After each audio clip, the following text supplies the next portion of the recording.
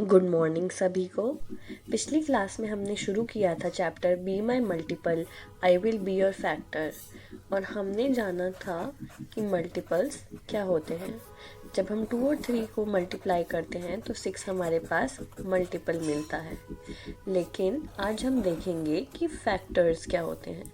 जिन 2 numbers को multiply करके हमारे पास मल्टीपल आता है उन 2 नंबर्स को फैक्टर कहते हैं।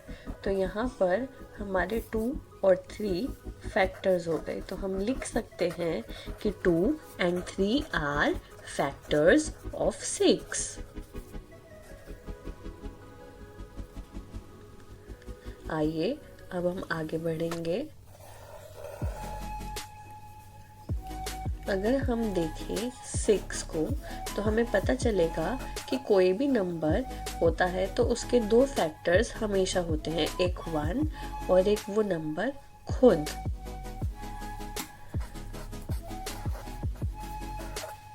अब देखिए यहाँ पे 6 मल्टीपल हो गया और यहाँ पे 1 और 6 दोनों क्या हो गए, फैक्टर्स।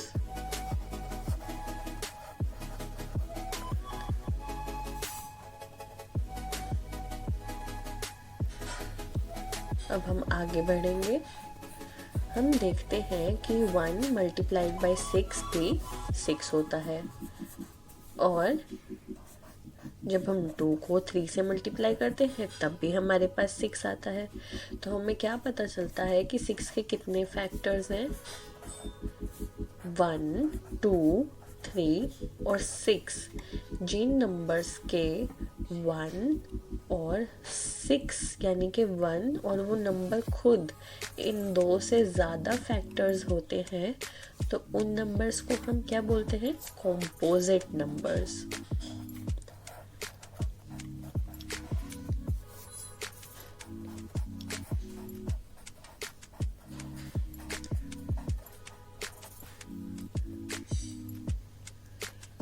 आइए अब हम आगे बढ़ेंगे।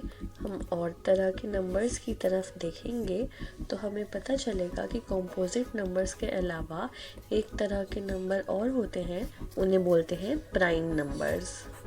जैसे कि 5, 1 मल्टीप्लाइड बाई 5 होता है 5, लेकिन क्या 5 किसी और टेबल में आता है? नहीं, 5 किसी और टेबल में नहीं आता।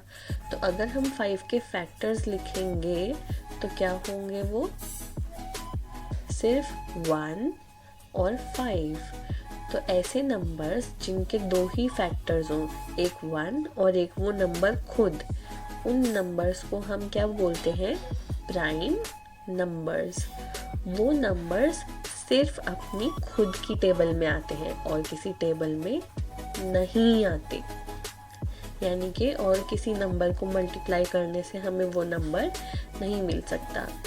कुछ प्राइम नंबर्स हैं 2, 3, 5, 7, 11, 13 और बाकी के प्राइम नंबर्स आप खुद भी पता लगा सकते हैं।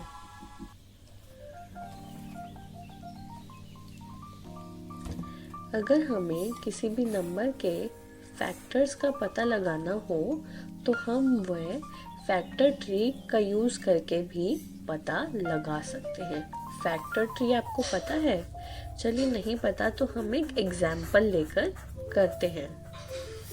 यहाँ पर मैंने एग्जाम्पल लिया 24, तो मैं 24 के फैक्टर्स का पता लगाऊंगी फैक्टर ट्री यूज़ करके। सबसे पहले मैंने 24 लिखा। अब मेरे को 24 किन नंबर्स को मल्टीप्लाई करके मिलता है, 2 को और 12 को। तो मैंने ऊपर 2 और 12 लिखे। अब 12 के फैक्टर्स क्या होते हैं वो मैं और ऊपर लिखूंगी, 2 और 6। लेकिन 6 भी तो किसी का मल्टीपल होता है, तो 6 के फैक्टर्स लिखेंगे, 2 और 3। एक ही नंबर के लिए हम एक से ज़्यादा फैक्टर ट्रीज भी बना सकते हैं। ये हमारे पास एक फैक्टर ट्री था। आइए अब एक और फैक्टर ट्री 24 के लिए ही देखते हैं।